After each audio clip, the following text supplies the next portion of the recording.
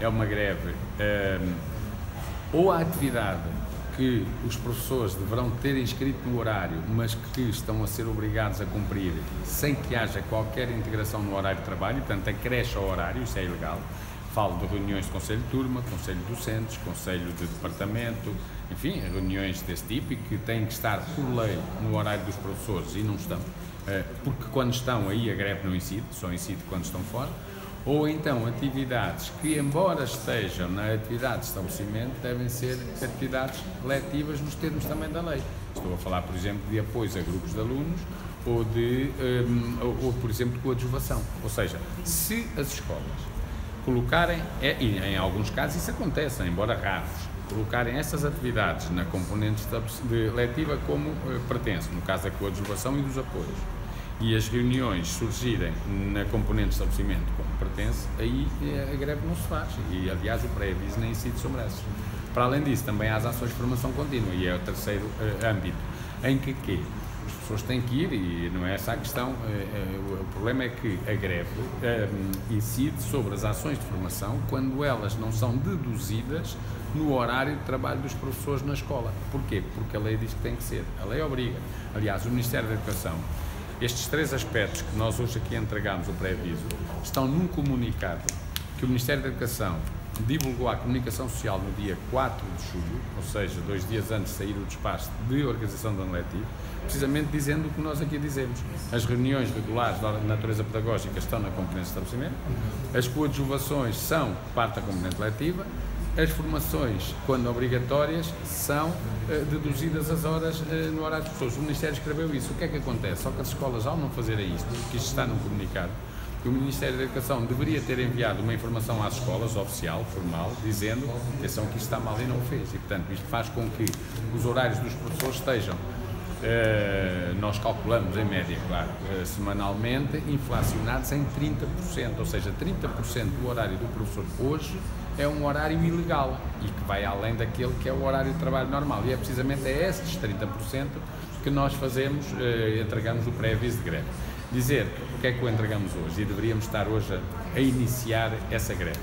Bom, porque o Ministério da Educação, revelando esta equipa ministerial uma natureza muito pouco democrática, fez o que ninguém fez até hoje, que foi tentar obstruir o exercício de um direito constitucional, que é o direito à greve, e que levará a que as organizações avancem com uma participação criminal contra o Ministro da Educação e também coagindo e ameaçando os professores com faltas injustificadas por uma greve que estava absolutamente regular.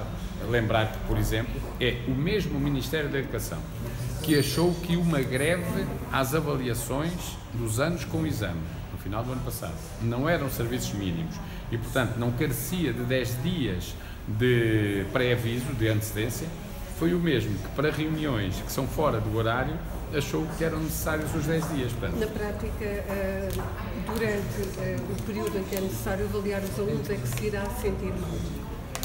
Não, porque nesse período que é preciso avaliar os alunos, a greve não tem incidência também. Porquê? Porque nessa altura não há aulas, não há outra atividade. Aliás, eu diria que em relação à avaliação, só se sentirá essa greve nas reuniões de avaliação intercalar que têm resultado agora no final de outubro, que vão funcionar no final de outubro e início de novembro, e ainda assim só nos casos em que as escolas, por exemplo, mantenham toda a atividade do professor ao longo do dia e depois ainda convoquem para o final do dia essas reuniões de conselho de turma intercalares, não estamos a falar das do final do primeiro período. Portanto, aqui não há uma incidência nos alunos e, por enquanto, também não há uma incidência nas avaliações no final do período. Há apenas naquilo que é ilegal. A razão é simples, quer dizer, o Ministério da Educação não pode achar, e o Governo não podem achar que limpam 6 anos e meio de trabalho aos professores, mas depois continuam a exigir que em cada ano de trabalho, em vez de 12, os professores trabalhem mais 30%, ou seja, 15 meses. Isso não pode ser, quer dizer, há que respeitar a lei no que diz respeito ao limite legal do horário, e o horário de trabalho dos professores é de 35 horas semanal, não é de 46 como atualmente, e por outro lado, há que respeitar o tempo que as pessoas trabalharam e, portanto, cumpriram. E este pré-aviso de greve tem a ver com isso. Nós vamos iniciar no dia 29, o horizonte máximo, disse bem, é o final do ano letivo, mas tomáramos nós que antes do dia 29 o problema estivesse resolvido. Vamos ver, hoje há um orçamento do Estado que é entregue na Assembleia e se lá estiver a verba para começar a recuperar o tempo de serviço e para no próximo ano começar a regularizar os horários de trabalho, a greve não tem sentido e ficaria sem efeito. Não nos parece que seja isso, porque como se sabe o Governo aprovou no dia 4 de outubro o que aprovou, a greve está aí.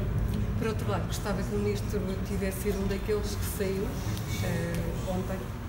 Não, nós para nós... Há condições para negociar com este Ministro? Não, a questão não é essa. A questão é que quando se quer, só se substitui o que existe. Só se substitui o que existe. Como não existe Ministro para a Educação, o que existe é uma delegação do Ministério das Finanças aqui nas instalações da Educação. Não tem substituição possível, porque a questão aqui é assim, eu presumo que o problema da não contagem do tempo de serviço não tem a ver com uma vontade ou falta dela da equipa ministerial. Tem a ver com o que o Governo decidiu. Aliás, quem decidiu eliminar 6 anos e meio de tempo de serviço aos professores foi o Governo, não foi o Ministério da Educação por si só. É um decreto-lei do Conselho de Ministros.